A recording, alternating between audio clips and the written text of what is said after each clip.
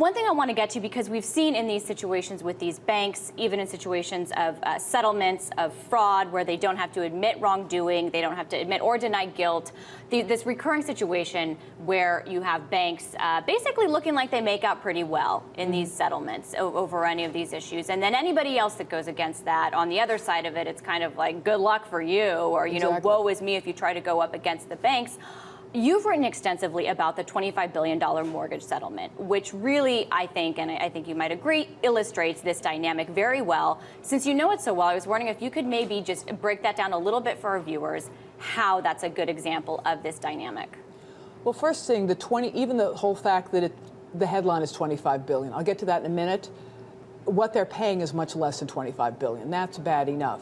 But $25 billion is merely, even if you believe the analysis that they started out earlier in the negotiations with, it was sort of a back-of-the-envelope calculation of servicing fees they made they weren't entitled to. There's no element of damages in that number. That's merely a recoupment. Okay. Now, if you were going to have any kind of notion of punishment, you'd actually have real damages or real penalties of some sort on top of just disgorgement. This is basically a disgorgement level number. Okay. So first takeaway, this is not a punishment for the banks. It's not. The number isn't even a punishment number. That's to start with. And the second is then that $25 billion number has so much air in it, it's not even funny. For instance, $5 billion of it is cash payments. In one component is, I think it's about $3 billion for, I think that's the right number, for payments just to people who were foreclosed upon. They're going to depend on how many people sign up, but people who are foreclosed on a certain period of time, they're going to get $1,500 to $2,000. Well, that's great. It's for people who actually were going to lose their houses. They're getting money that even then didn't cover enough for them to maybe move. Yeah. And then for people who lost them wrongfully, it's a joke. I mean, it's just it's insulting.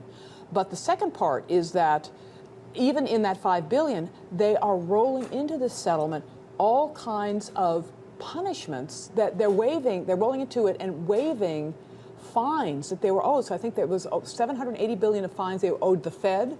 There were nearly $400 billion of fines they owed the OCC. Not only the sum total. So they say it's that the cash portion is $5 billion, but there's already more than $1 billion of fines they're not paying. So even that, even the number people like to talk about, oh, at least that's a hard number. They're paying $5 billion. Even that part's baloney. That doesn't look at what they are being forgiven from paying. Forgiven. So that's one part. Then the second part is that they've got $20 billion, which is basically credits for various activities. So it's credits for, some of it's for things like refinancing. There's $17 billion of it is for principal modifications and other activities. And that's got a lot of garbage in it too. I mean, for example, they get credit for writing off what they call forbearance. So let's say they've foreclosed on somebody, the loan was for $200,000, but the house only got sold for, $140,000. So theoretically, they could go after the borrower for $60,000. In practice, most of these borrowers, if you lose your house, you don't have any money left. There's no blood to get from this stone. But nevertheless, they get to write off, and they get to collect 10% credit of the amount they write off. What do you think these banks are going to do? They're going to write off the ones they weren't going to go after anyhow. The ones that there's some evidence that the person might have money, they'll keep those and pursue those people. Right. So they're getting credit for junk.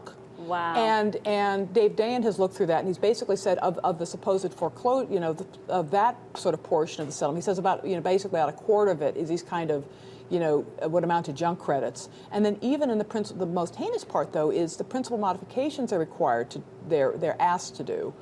Mm-hmm. HUD keeps giving this messaging, which is nonsense. They get credit both for ones that they own. So the ones they own, they would take some kind of loss, but they've already been modifying mortgages. So they'll be getting credit, where it makes economic sense. Mm-hmm. So they'll get credit for mortgages they would have probably modified anyhow. But then they'll also get credit for modifying mortgages owned by investors. So they're getting credit. Wow.